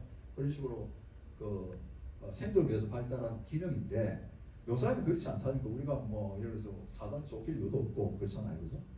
그런데 여전히 굉장히 깊게 우리 무의식적에 저기 자리하고 있고 이미 그게 해로가 딱 그 만들어지듯이 몸에 내재되어 있습니다. 그런 편도체해 가지고 우리가 의사결정할 때 많은 어려움인데 그 중에 하나가 예를 한번 들어볼게요. 그리고 리스크 어버션 미스테이크를 해가지고 이게 재밌는 게 이거는 바로 아실 거예요. 100원을 이득이 중요하게 생각합니까? 100원 손실에 포커스해요. 보통 투자도 그렇고 모든 걸 볼 때는 100원을 이득을 보기 위해서 들어가는 것보다는 내가 손실을 한 번에 많이 투자. 더 집중해요. 이득과 손실 중간에 딱 서가지고 이득 손실이 돼야 되는 그게 아니고 이득의 확률과 손실 50대 50을 보는 게 아니고 손실을 좀 집중하고 이거랑도 손해보는데 이런 식으로 결정하는 거예요. 그래서 그것도 뭐냐면은 기본적으로 편도체가 작용하는 겁니다. 그 다음에 또 하나가 뭐냐면은 투자 게임인데 이거 간단한 경우예요. 아마 여러분 겪었을 건데 투자 게임을 한번 보십시오. 이 게임은 주식이 두 개가 있고 하나 채권이에요. 근데 한 주식은 굉장히 우량한 주식이고 하나는 부실한 주식이에요. 이 채권이 있는데 투자를 시켜요. 그러면 이제 투자를 해요. 부실한 주식 투자한 사람 예를 들어 봅시다. 투자했어. 뭐 했는데 한 번 했는데 손해야. 또 손해야. 그래요. 근데 옆에 보니까 다른 주식 결과 알아요. 투자 결과를. 이 사람은 지금 투자했는데 손해고 옆에 보니까 이 사람은 했는데 손해 아니거든요. 우량 주식이야. 그러니까 일반적으로 한 3번 정도 하다가 다음 투자를 하면 어디로 갈 것 같아요? 우량 주식을 가야 되잖아. 안 가, 이 사람이. 채권을 가버려요. 아시다시피 채권은 수익이 굉장히 짧죠. 약해요. 채권이 한 3, 4%밖에 안 돼요. 아무래도. 근데 주식은 기본적으로 3, 2, 3, 10 뭐 이런 있잖아요. 그죠? 우량 주식은 뭐 10이 뭐 들어갈 수도 있죠. 근데 부실한 주식을 해가지고 상처를 받은 사람, 손실의 공포를 느낀 사람은 분명히 저게 우량 주식이고 그게 숫자가 보이는데 불구하고 우량 주식 투자를 안 합니다. 그 사람은 채권으로 가요. 안전한 걸 선택하는 거예요. 이게 투자 게임인데 이것도 보면은 기본적으로 편도체가 한번 부실한 주식을 투자하고 나서 우리나라 말하면 쉽게 좀 심하게 뒤은 거죠. 뒤어 놓으니까 그 다음부터는 안전한 걸 선택하는 거죠. 그래서 우리가 그러면은 이거 어떻게 좀 활용해야 됩니까? 여러분들이 승진, 채용, 뭐 투자, 의사결정을 할 때는 항상 더 들여다봐야 돼요. 이게 내가 이 편도체가 작동해가지고 나의 판단을 흐린 거 아닌가? 그리고 내가 정말로 이성적으로 정말로 이런 어떤 두려움 없이 이성적으로 정말 사실 팩트해가지고 결정한 거 아닌가? 인가 아닌가를 갖다가 굉장히 여러 번 들여다봐야 됩니다.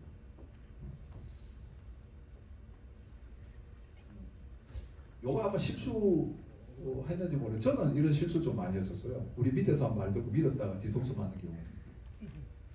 왜냐하면 밑에 사람들 보고에 보면 굉장히 그럴듯한 이야기 많이 해요. 이야기 너무 멋있게 앞뒤 전부 다 맞아. 앞뒤 전부 다 맞아요. 앞뒤 전부 같은 말인데 아무튼 모든 상황을 설명하는데 너무 완벽한 거예요. 설명한 게.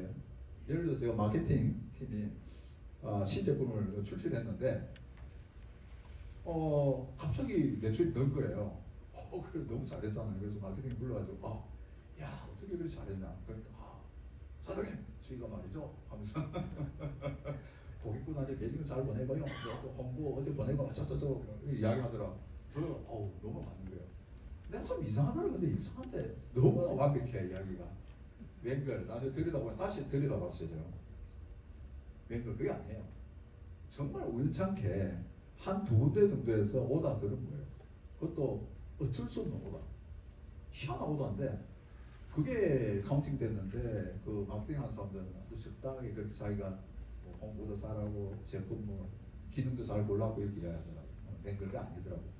근데 사람은요 정말로 스토리 좋아합니다. 왜 스토리를 좋아하면 기본적으로 스토리를 좋아할 수밖에 없습니다. 예를 들어서 바닷가에 가보면은 책에도 나와요. 바닷가에 가보면 절이 많아요. 그리고 거기 여러 가지 어떤 뭐죠? 별치국도 하고 미신적인 요소 많거든요. 옛날에는 폭풍이 불고 해일이 일어날 때 굉장히 불안한 게 뭐냐면 그게 일어나면은 어부들은 가장 큰 걱정이 뭐냐 왜 이러는지 모르는 게요. 바람이 불고 해일이 일어나고 그런데 그래도 나중에 아니 그러니까 잠을 못 자는 거예요. 도저히 이해가 안 된 거야. 왜 바람이 이렇게 많이 불고 해일이 일어나지? 그래서 찾아낸 게 뭐냐면 바닷속에 용왕님 사시는구나. 용왕님 사셔가지고 용왕님의 발을 내면 그리 되는구나. 하면 이야기 되는 거예요. 그래가지고 안심하는 겁니다. 그래서 편안하게 잡니다. 용왕제를 지내요. 그러면 뭔지도 모르면서 하여튼 이야기를 만들어가지고 용왕이 살고 용왕님이 발을 냈다. 이런 식이죠. 그래서 사람은 굉장히 못 견디는 게 뭐냐면 불안한 겁니다. 불안함을 못 견뎌요. 그래서 그 불안함을 해결하는 방법이 팩트를 안다는 거 알면 제일 좋겠지만 그게 안 되는 경우에 이와 같이 스토리를 만들어 스스로 이야기를 만드는 겁니다. 그런 거죠. 그래서 이야기를 좋아하는 면이 있고요. 또 하나는 이야기가 쉽고 전달하기 좋아요. 이야기는 하나 사건을 하나 이렇게 전달하기 힘들지만 기억하기 힘들고 전달하기 힘들지만 이야기를 통하면은 기억하기도 좋고 전달하기 좋고 그 다음에 임팩트 있어요. 왜냐하면 이야기에 서사가 있고 감정이 실리니까 그것까지 감정을 좋아가지고 아주 멋있는 스토리 나오죠. 그래서 사람은 이야기를 좋아합니다. 여러분들이 의사결정하고 여러 조직 운동에서 굉장히 조심해야 될 게 뭐냐면은 이러한 스토리입니다. 여기 보시면은 인간의 마음을 움직인 것은 사실이 아니고 그 사실을 가지고 있는 이야기라는 거예요. 사람을 설정한 거는 여러분들이 팩트라고 이야기하지만 사실은 작동한 것 중에 팩트가 만드는 스토리를 좋아하기 때문에 결정한 거예요. 한번 보십시오. 내가 작동할 때 A, B 여러 가지 상황이 있는데 팩트를 잘 엮어서 이야기가 되니까 그 이야기가 내한테 없을 테니까 결정한 겁니다. 팩트만 결정은 절대 안 해요. 거기서 결정할 때 중요한 건 감정이에요. 왜냐하면 내가 노다 아니라를 결정하잖아요. 노다 아니라는 건 감정이 들어가는 겁니다. 그래서 컴퓨터가 사람을 많이 못 따르는 이유 중에 하나가 컴퓨터는 팩트는 잘 알고 비교는 잘 되는데 감정이 안 들어가기 때문에 결정 못한 경우가 많습니다. 여러분들이 이런 것들이 정말로 이야기를 잘하는 사람은 주시해 보십시오. 저는 이야기를 그렇다 하는 친구 치고 그렇게 잘 안 봐요. 이렇게 가보고 있어요. 이렇게. 저 친구가 지금 이야기를 하는데 저게 사실일까 아닐까? 그를 다시 한번 들여다보고 팩트 체크해야 됩니다. 오케이. 봅시다. 한번 보십시오. 이거 유명한 이야기인데 위에 보면은 큰 도도새가 이제 양을 물고 있는 거예요. 양인지 마음산이 모르고 오른쪽 보면은 거꾸로 그 호수에 이제 보트를 싣고 있는 거죠. 이게 사람이 있잖아요. 아까 비슷한 얘기예요. 무엇이다를 보는 게 아니고 자꾸 무엇으로 보인다고. 어떤 사람은 왼쪽까지 보는 사람이 있고요. 어떤 사람은 오른쪽까지 보는 사람들. 어느 게 옳아요? 사람마다 틀립니다. 생각이 다르며 어떤 사람은 저렇게 보는 사람이 도도새, 어떤 호수에서 보트 타는 모습. 그래서 여러분들 좀 조심해야 될 게 뭐냐면은 사람은 이와 같이 추론 능력이 있는데 보이는 것, 무엇이나 중요하고 무엇을 보이나에 많이 집중해요. 여러분들은 항상 내가 앉아서 무엇을 보인다 보다는 무엇이다 를 계속적으로 질문해야 됩니다. 그래서 누가 한쪽에 왼쪽으로 아이를 줘요. 그러면 싹 거꾸로 해가지고 아니잖아 이게 보트인데 일을 할 수 있는 여러 가지 어떤 시각, 관점을 갖고 있어야 된다고 합니다. 안 그러면 계속적으로 내가 보고한 것만 보입니다. 사실은 오른쪽도 말이 되죠. 그잖아요. 그죠? 밑에는 보면은 아주 재밌어요. 밑에 왼쪽에 보시면 이게 뭔지 모르죠. 보입니까? 왼쪽? 노란 거? 오른쪽 보시면 보이죠? 오른쪽 가운데. B가 5개 있죠. 사람이 재밌는 게 뭐냐면은 실제로 뭘 보여주면 몰라. 여기 보시면 이게 보여주면 이게 뭔지 몰라요. 근데 앞에 영어를 딱 덮어 씌워보니까 B가 5개 있다는 걸 알게 되죠. 얼마나 웃깁니까 이게? 안 웃겨요. 실제로 왼쪽을 봐야 이거 아는데 앞에 도리어 뭘 가리니까 더 알게 되는 거죠. 그런 것들.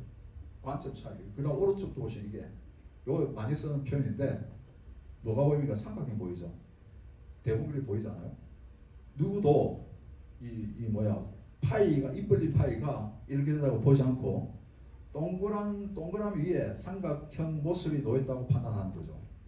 왜 그렇게 판단하는? 실제 모습은 일수도가 아닐 수 있죠. 근데 실제 모습은 이게 아마 전혀 삼각형 아니잖아요. 요거는 이런 형태가 입으로 해가 있는 거죠. 근데 이렇게 인식해요. 이런 부분인데 왜 그러냐면 오른쪽 부분은 실제로는 이 열린 부분이 우연찮게 배치될 확률이 거의 없어요. 확률이 굉장히 낮게 보여요. 그 대신에 어떤 확률이 높으냐면 동그라미 3개 위에 삼각형이 놓이면 아주 심플하게 되잖아요. 확률도 굉장히 높죠. 그래서 머리는 이렇게 확률적으로 낮게 이렇게 해가지고 우연찮게 삼각형을 이루는 그런 모습보다는 그냥 이 3개의 원위에다 삼각형이 놓인 모습을 더 선호하다 보니 우리 판단은 이건 삼각형이 있다고 하는데 삼각형이 있습니까 이게? 없잖아요. 그렇습니다. 예.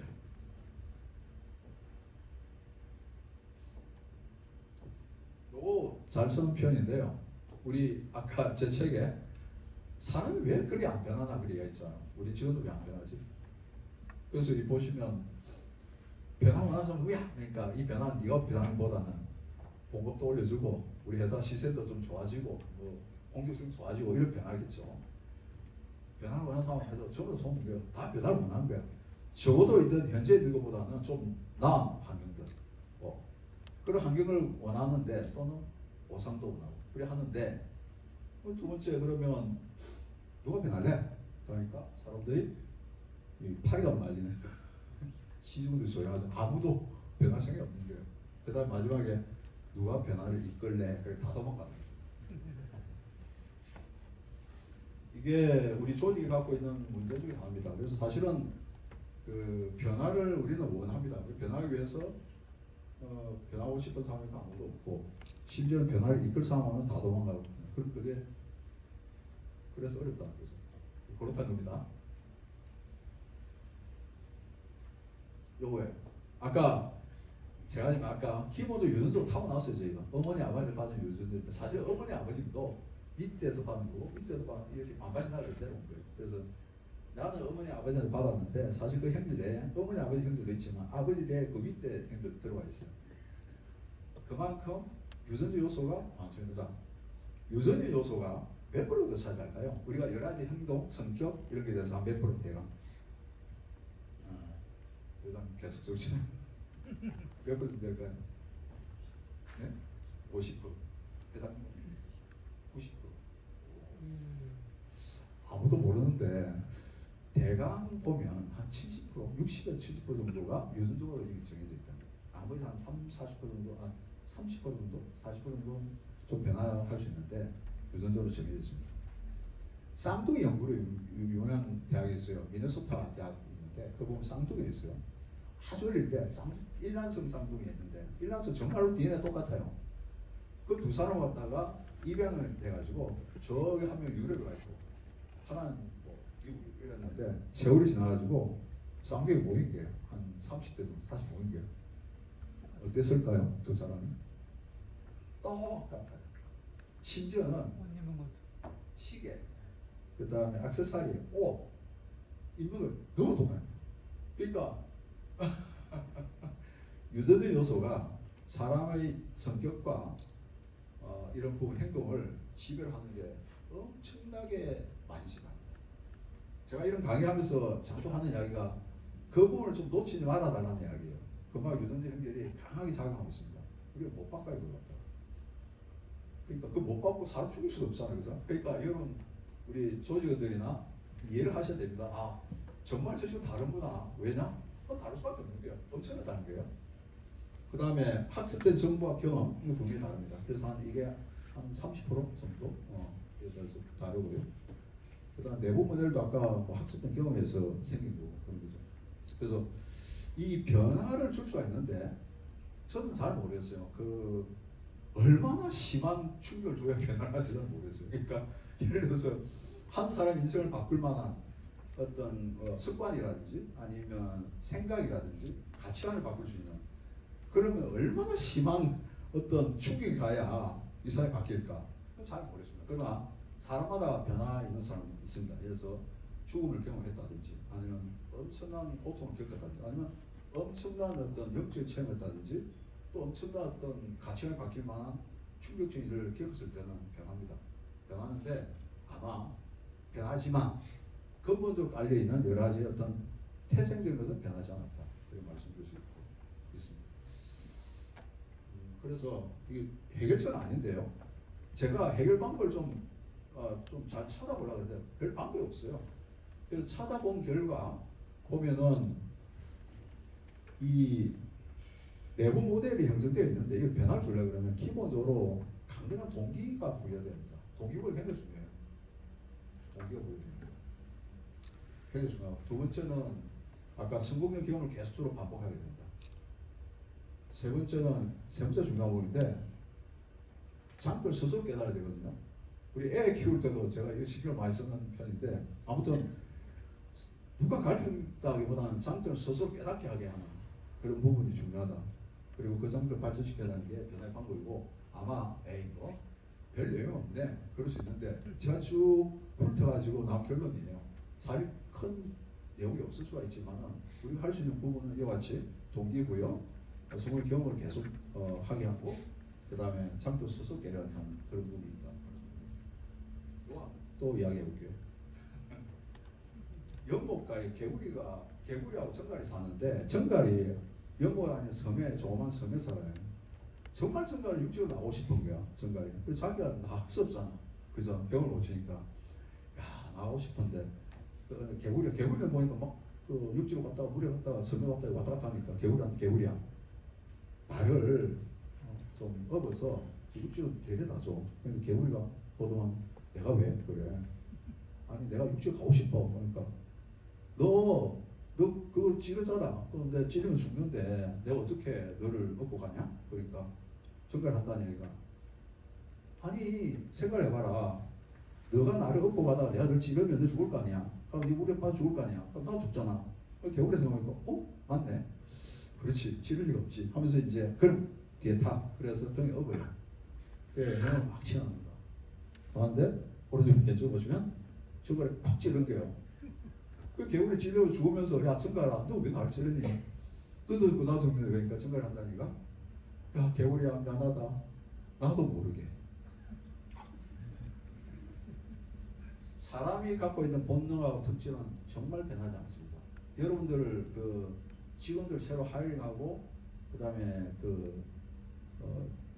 맞는 직무라나 어떤 롤을 주지 않습니까? 잘 결정하셔야 됩니다. 예, 우리가 사람 잘 뽑는 것도 중요한데 뭐 하이 포텐셜도 있고 이런 걸 뽑는데 그 직무에 맞게 사람을 배치해야 됩니다.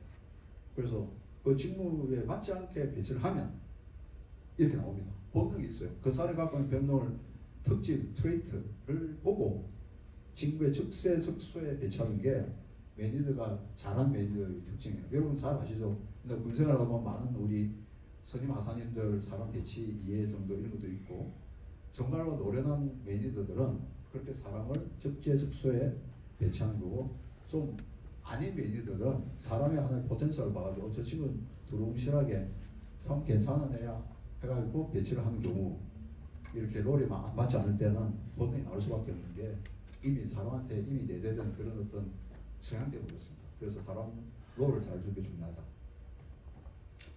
그리고 우리 SK에 오셨으니까 SK MS를 말씀드리는데 재밌는 게 뭐냐면요. 저는 이 SK에 온 지 2년밖에 안 되거든요.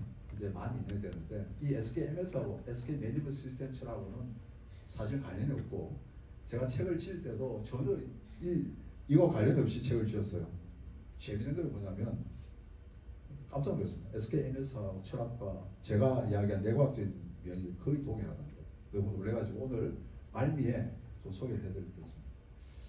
이분이 누구신지 아십니까? 최종현 회장님이거든요. 이분이 1973년도에 성균구로 회장이 되셨어요.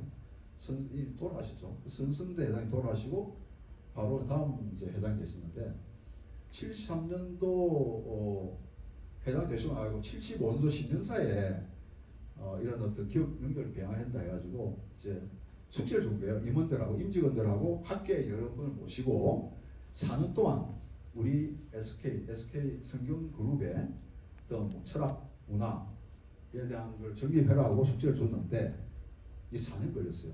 4년 걸렸는데 만드는데 제가 약간 배경을 보니까 이게 1973년대 이분이 그 그룹 회장 되실 때 1차 월드컵입니다.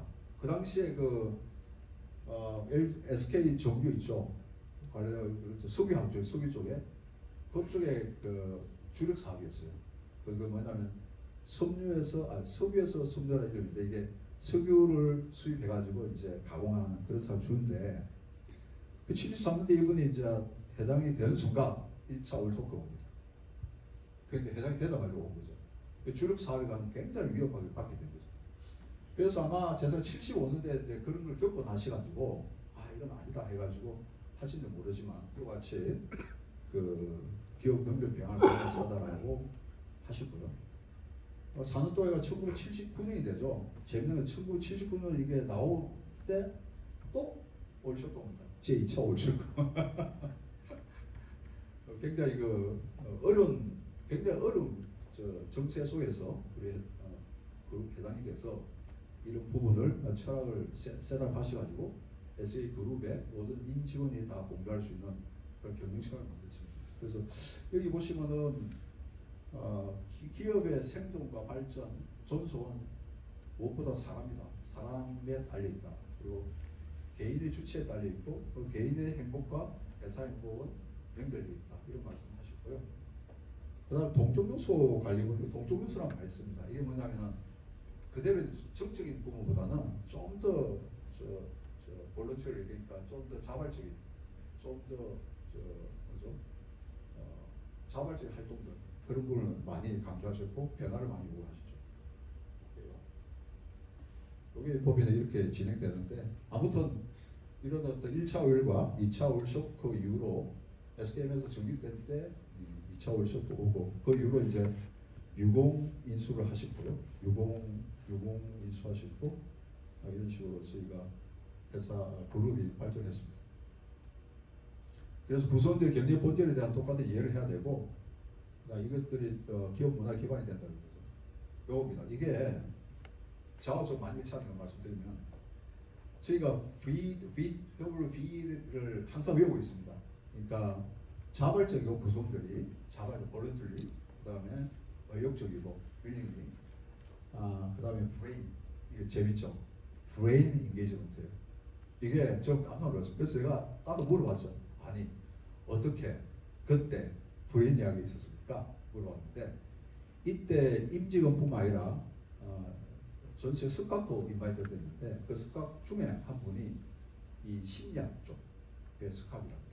그분이 같이 그 팀의 구성이었고 그분이 진정으로 사람을 모티베이션 시키는 게 뭘까에 대해서 아이디어를 냈고 심리학적 관점에서 이렇게 브레인 인게이지먼트라는 용어를 넣었다고 합니다.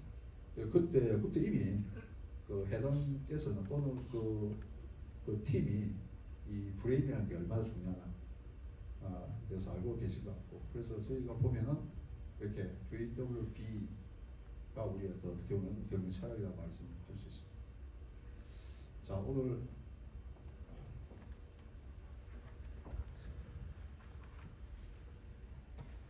제가 드릴 말씀은 다 드리지 않고요.